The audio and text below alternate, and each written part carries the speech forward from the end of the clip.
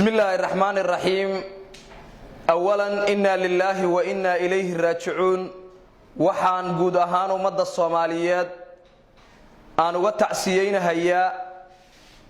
dhibaatadii ka dhacday iyo musiibadii ka dhacday ex control. waxaan leeyahay likulli ummatin ajal idha jaa ajaluha la yastaqiruna saa'atan wa la yastaqdimun. qadara Allahu ma sha'a fa'al. inta dhimatay Allah u naxariisto, inta dhaawacana caafimaad taam Allah siiyo. inta ka gadaal waxaan bulshada Soomaaliyeed la wadaagayaa in habeen hore ay isoo weerareen ciidamo wata gawaari cabdibilayaal ah oo ku dhawaad 15 gaari ah.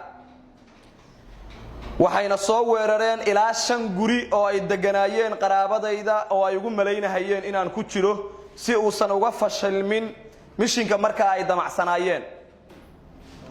guryahaasi mid wuxuu ku yaalaa gubta ceel wardheere. guud ahaan shacabka ku nool waa la weydiin karaa gabagabada ay geliyeen ciidankaasi qoyska qaraabada ah ee degan gurigaas. gurina wuxuu ku yaalaa saldhiga beerta jaadka ka soo horjeedkiisa. waxaana degan gabar walaashay ah oo ila dhalatay oo la yiraahdo ayaan xasan xarago. waxa u daatay ciidamo aad u fara badan ayagoo iga raadinaya gurigaas, kadibna ay sheegeen inay sitaan amar dawladeed. waxay kaloo ciidankaasi isla habeennimo xilligaasi ay u daateen guri kale oo ka soo horjeeda salaxa jaadka oo ay ka soo guurtay isla gabadhaas ayaan xarago oo ay ugu maleynahayeen.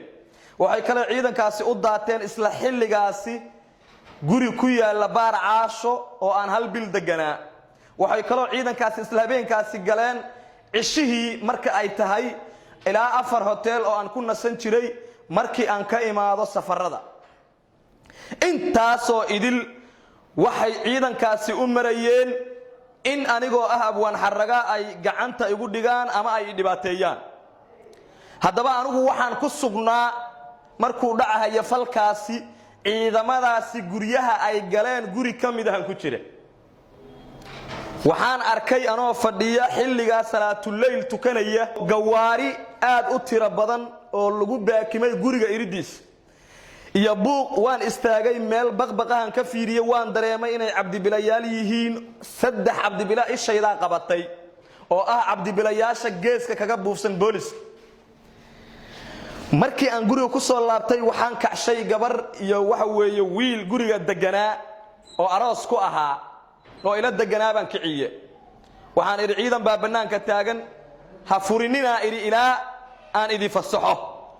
waxaan akhriyay idha ra'aytukum aduwukum faqra'ul ayatayn fi surati at-tawbah wa ayatun fi surati al-an'am.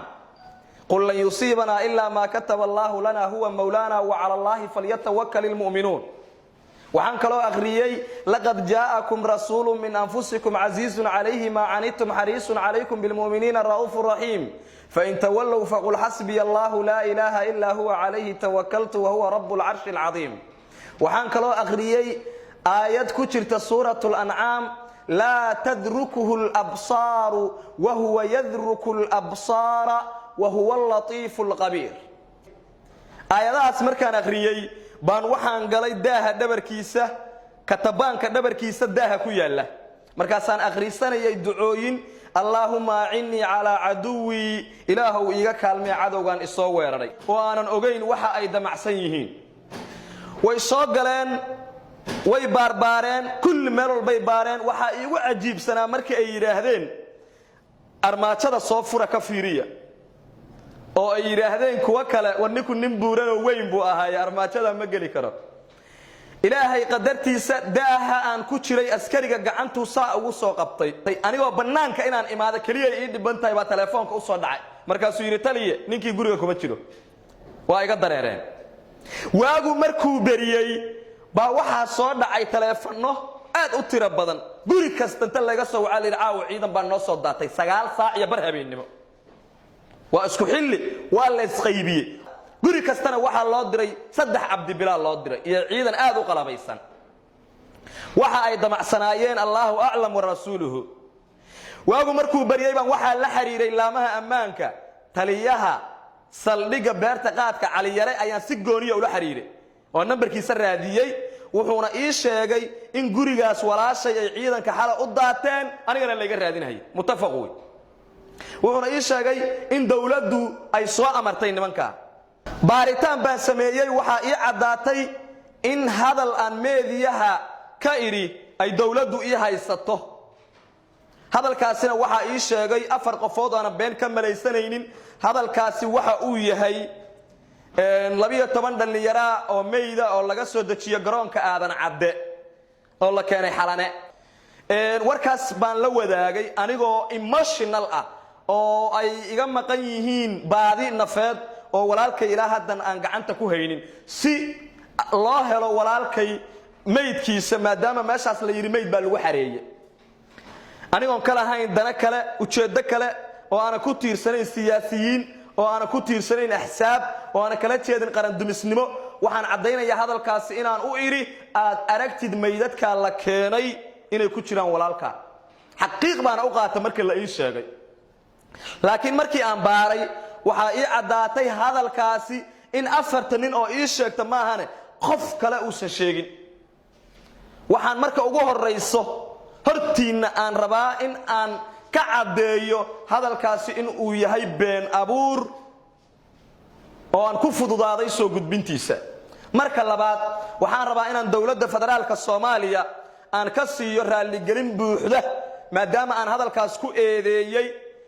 anigoo raba in aan helno ilmaha naga maqan ama aan aragno meydadka la sheegayo lagu xareeyay xalane waan ka raali gelinayaa 14% dawladda federaalka Soomaaliya waxaan kale u sheegayaa shacabka Soomaaliyeed meel kasto ay joogaan in anigoo ah abwaan xarago ahna samafale caawiya inta dhiban ay ku jirto nafsadayda khatar maadaama 9 saac oo habeennimo weerar qorshaysan oo ciidankiisa iyo qalabkiisu ay u dhameystiran yihiin lagu soo weeraray ku dhawaad 5 guri oo qaraabadayda degan yihiin kuwana anigu aan leeyahay laakiin ilaahay iga bixiyo mishinka iyo shirqoolka haddaba dawladda waxaan leeyahay mishinka inta la eg iyo waxa weeye weerarka inta la eg maba mudniba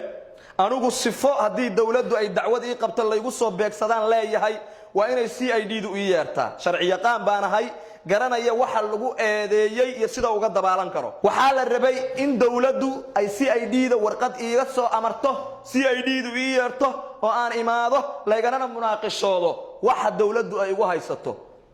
ma dhicin waxa dhacay ciidamo hubaysan oo aan qarsoonayn oo degmo kasta saldhigeedu uu ka warhayo cidii cadeyn u baahan in la soo weeraray aniga la soo weeraray aniga la igu raadinayay aniga la rabay in la waxa weeye la igu dhibaateeyo waana dareemi karaa qof kasta oo muwaadin ah weerar 9 saac iyo bar habeennimo dawladdan oo dabaabaadyadeedu dhameystiran yihiin inay ku soo qaado qof shakhsi ah oo aan hubaysnayn oo aan mucaarad ahayn oo aan xisbi ku jirin oo aan ciidan looga baqayn qasaaran nafeed inuu geysto oo faramaran oo meediyaha laga yaqaan oo wuxuu yahay wuxuu gooyo kulli dawladdu ay u sawiran tahay in shakhsiga noocaasa dawladdu ay u dirto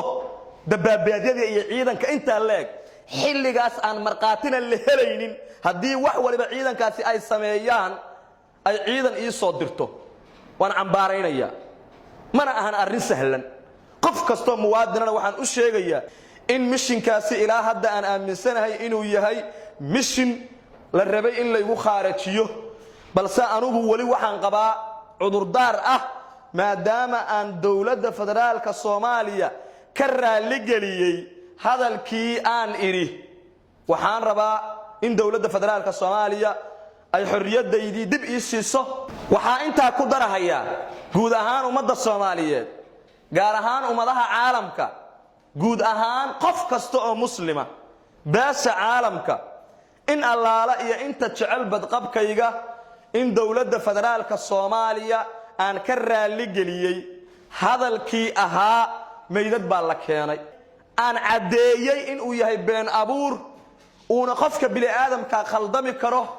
aanan mudnayn in la ii soo diro ciidan inta la eg baaxadiisa oo aanan garanaynin meesha ay geyn karaan hab dhaqanka ay ula dhaqmi karaan waxa ay samayn karaan dhibaato kasta ay ka suurtoobi karto 9 saac oo habeennimo in 5 guri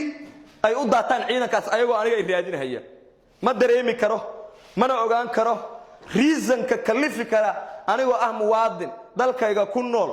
qalad iyo sax labadu ay iga dhici karaan CID la iga yeeri karo wadanku uu dambi baaris leeyahay dambi baarista la iga yeeri karo ma dareemi karo mana ogaan karo reasonka kalifi kara 9 saac oo habeennimo in la ii soo diro ciidan baaxadda inta la eg qof kasto muwaadinana waan u sheegayaa waxaan leeyahay marqaati ka ahaada maantay oo ay taariikhdu tahay 31 December oo ah sanadka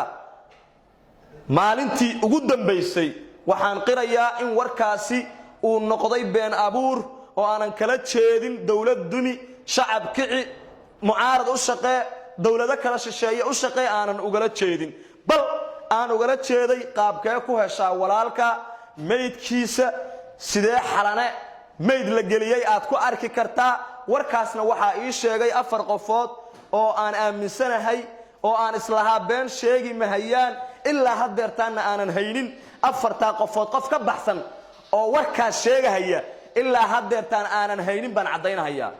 dawladana waxaan leeyahay waana ka raali gelinayaa 14% dawladda federaalka Soomaaliya ha iga dayso ila meeraysada ha iga dayso yaan la ila meeraysan hawshaani waa ila meeraysa caadiya